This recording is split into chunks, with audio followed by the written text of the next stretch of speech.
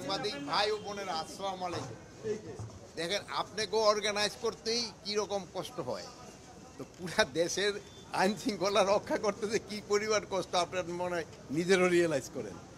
তো আমরা চেষ্টা করতেছি আস্তে আস্তে আইন শৃঙ্খলা পরিস্থিতি যেন আরও উন্নতি যায়, উন্নতি। আর এখানে থানা উদ্দেশ্য ছিল এদের থাকার অবস্থাটারও আপনারা জানেন, তাদের খাবার অবস্থাটা কীরকম, এইগুলি দেখার জন্য, এবং এইগুলিকে কীভাবে আস্তে আস্তে আরও উন্নতি করা যায়।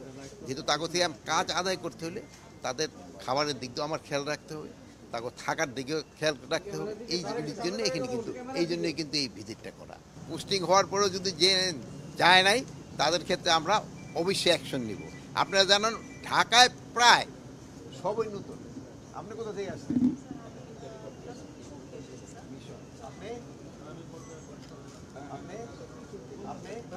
দেখলেন সবাই কিন্তু বাইরে থেকে আসছে, আমরা কিন্তু মোটামুটি আপনার সামনে জিজ্ঞেস করি। মাননীয় উপদেষ্টা এই ধরনের একটা হিসেবও আছে, তথ্য আছে আপনার বিভিন্ন থানা। যদি আপনার স্পেসিফিক যদি দুই একটা বলতে পারেন, আমরা যাদের পোস্টিং হয়েছে তাদেরই, কিন্তু তবু আরেকটা দিক ছিল খেয়াল রাখতে হলো, আমরা এবার যে চিন্তা ভাবনা করতেছি, যারা ধরেন যে একেবারে নর্মাল পুলিশ সদস্য তাদের একই ডিভিশনে রাখা যায় কিনা। যেহেতু হয় কি, ফ্যামিলিটা দূরে থাকলে এখন কিন্তু ছুটির সংখ্যা কম, এরা মনে হয় মাত্র 20 দিন ছুটি পায়, আর এই লিভ পাইলেও আরও 20 দিন। ওই 20 দিন ছুটি কিন্তু আমরা অনেক সময় দিতেও পারি না।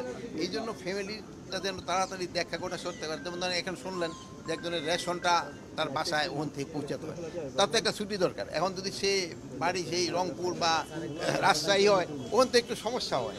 এই জন্য আমরা চেষ্টা করব নিচের লেভেলে যেন তাদের একটা ডিভিশন, যেমন ঢাকা ডিভিশন বা চিটাগাং ডিভিশন, যে এলাকার ওখানে রাখা যায় কিনা, মানে একই ডিভিশনে রাখার চিন্তা ভাবনা করা হচ্ছে নিচের লেভেলে যারা। মাননীয় উপদেষ্টা আরেকটা বিষয় যেটা আসছে, আপনি জানেন হয়তো যে কিছুক্ষণের মধ্যে একটা প্রতীকী লাঠি মিছিল করবে, যেটা হচ্ছে যে আওয়ামী লীগ কিংবা এর দোসর যারা বিভিন্ন সময় বিভিন্ন মিছিল করতেছে, এবং সেই ক্ষেত্রে পুলিশের যে ইনঅ্যাক্টিভ থাকার যে বিষয়টা, সেই প্রতিবাদে ছাত্র জনতা একটা লাঠি মিছিল করবে, উত্তরাতেই করবে। এদের ক্ষেত্রে আমি দেখে কিন্তু আমি আগেই কিন্তু এই আমি এটাই জিজ্ঞেস করছি, ওরা নাকি অলরেডি 2 জনকে ধরছে।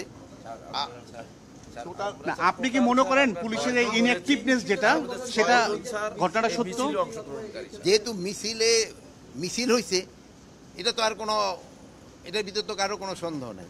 মিছিলটা যেন ভবিষ্যতে না হতে পারে এই জন্য পুলিশদের ইনস্ট্রাকশন দেওয়া হয়েছে, এবং যদি তারা এটাকে ভালোভাবে কন্ট্রোল না করতে পারে তাই তাদের বিরুদ্ধে ব্যবস্থা নেওয়া। মানে তার যে অভিযোগটা আসছে, একটা ছোট্ট প্রশ্ন স্যার,